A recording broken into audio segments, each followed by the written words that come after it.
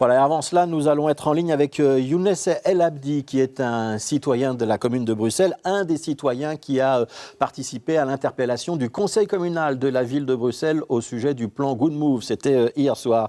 Bonjour Younes El Abdi, merci d'être avec nous. Donc, troisième interpellation citoyenne au conseil communal de la ville de Bruxelles. C'est un long feuilleton, vous ne désarmez pas ? Bonjour Monsieur Grosfilet.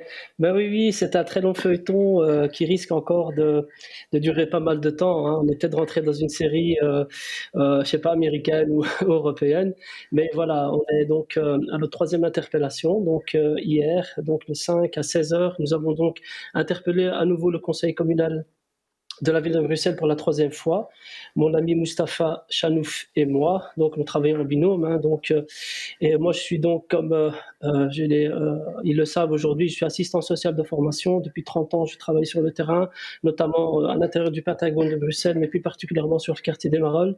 Et donc hier, effectivement, c'était pour la troisième fois que nous interpellions le collège, mais plus particulièrement, Monsieur Dont, échevin de la mobilité à Bruxelles et des travaux publics. Ouais. Alors vous interpellez donc à répétition, si je puis dire, le conseil communal sur l'impact de Good Move et les désagréments que vous subissez, mais vous travaillez dans les Marolles. Ça veut dire que vos déplacements professionnels, ils sont quand même a priori relativement réduits, qu'il y a une majorité aussi d'habitants dans les Marolles qui n'ont pas de voiture.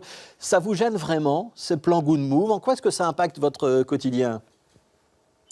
Écoutez, si je dois parler, moi, en termes personnels, moi, effectivement, ça me pose réellement un problème, même si je travaille essentiellement dans le quartier.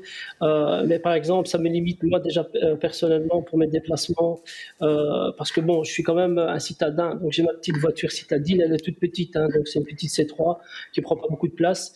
Mais effectivement, je rencontre pas mal de problèmes aussi pour, en fait, sortir du Pentagone. C'est très compliqué. Et puis même, par exemple, moi j'ai souvent l'habitude maintenant de plus me déplacer en voiture, donc j'essaie de prendre des transports en commun, mais malheureusement, tous les transports en commun qui étaient assez efficaces et qui permettaient la liaison entre le quartier de Marolles et par exemple certains hôpitaux, notamment du réseau Chirec, n'est plus possible aujourd'hui.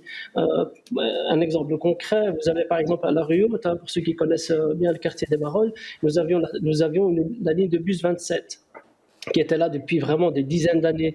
Et cette ligne de bus 27 permettait effectivement aux personnes les plus fragilisées, notamment, il y a beaucoup de personnes âgées, hein, donc les Marolles, il faut quand même comprendre que c'est plus de 20 000 habitants, donc on est à plus de 21 000 habitants. Il y a beaucoup de personnes donc âgées et des personnes à mobilité réduite et des citoyens lambda qui utilisaient donc cette ligne de bus 27 pour pouvoir se rendre dans des hôpitaux adéquats en temps et en heure s'il y avait une fréquence régulière. Malheureusement, aujourd'hui, cette ligne de bus 27 a été supprimée par la STIP, hein. Donc, ce n'est plus possible pour ces citoyens, pour moi-même, de pouvoir utiliser cette ligne qui permettait d'accéder notamment dans les différents endroits de la région et même en dehors de la région pour aller notamment dans les hôpitaux. Et les PMR, effectivement, on a mis le point sur les PMR qui sont les plus stigmatisés et discriminés selon nous. Voilà, et donc les PMR, c'est les personnes évidemment à mobilité réduite. Quelle a été la réaction et la réponse que vous avez eue hier? Donc, parce qu'il y a des interpellations citoyennes que vous portez, il y a une réponse de la majorité, donc de l'échevin Bart Dont ou du bourgmestre Philippe Claus. Est-ce que par exemple sur les personnes à mobilité réduite, on pourrait imaginer qu'il y ait une dérogation à ce plan Good Move et qu'il y ait une sorte de laisser-passer avec les fameux filtres, avec les caméras intelligentes qu'on va bientôt mettre en place, qui permettrait à ces personnes de passer? C'est le genre de réponse qu'on vous fait ou pas? Écoutez, d'abord, il faut quand même comprendre que nous sommes à notre troisième interpellation et donc dès le départ, à notre première interpellation donc, du mois d'octobre, hein, le 7 octobre, tout de suite on a mis en avant donc, les difficultés donc, des habitants du quartier qui n'arrivaient plus à quitter le Pentagone, hein, qui rencontraient ces difficultés pour pouvoir sortir du quartier. Eh ben, vous savez, ils ont fait installer des petits, comment on appelle, enfin, c'est des petits portiques électriques, hein, vous savez, les systèmes avec caméra intelligente. On en a notamment installé un près de la place de la Chapelle. Pour ceux qui connaissent bien le quartier, ben, ce point, c'est un point, on va dire, central qui nous permet une connexion entre le quartier des Marolles, qui est effectivement un quartier populaire où il y a beaucoup d'habitants, et le quartier des Sablons et le quartier central, qui est complètement coupé aujourd'hui. Donc on ne peut plus passer d'un quartier quartier à un autre ou dans un même quartier, c'est-à-dire on va dire, une coupure dans un même quartier, fractionnée en plusieurs zones qui permettent plus aux habitants de circuler librement, tout simplement, par des pylônes qui ont été installés justement par M. Dante, appuyés par les pouvoirs publics, notamment M. le bourgmestre Philippe Close, qui coûtent quand même énormément à la commune. Ça coûte, vous savez combien ça coûte? C'est près de 75 000 € par système électrique. Voilà. Monsieur El Abdi, quand même encore une autre question. Si j'ai bien entendu, Philippe Close a quand même confirmé aussi hier au Conseil communal, à la suite de votre interpellation, qu'il n'y aurait pas de PV dans les prochains mois. Donc on est quand même toujours dans une phase un petit peu exploratoire de mise en place. Est-ce qu'il ne faut pas laisser un petit peu de temps? Première question. Et deuxième question, si je peux me permettre, est-ce qu'il n'y a quand même pas des arrière-pensées politiques derrière vos interpellations? Parce que j'ai regardé un petit peu votre page Facebook et celle de votre collègue. Vous êtes quand même relativement proche de membres du mouvement réformateur, David Wetzman. Est-ce qu'il n'y a pas un petit peu d'instrumentalisation politique dans votre démarche? Écoutez, pour votre deux questions, je commencerai peut-être par la deuxième.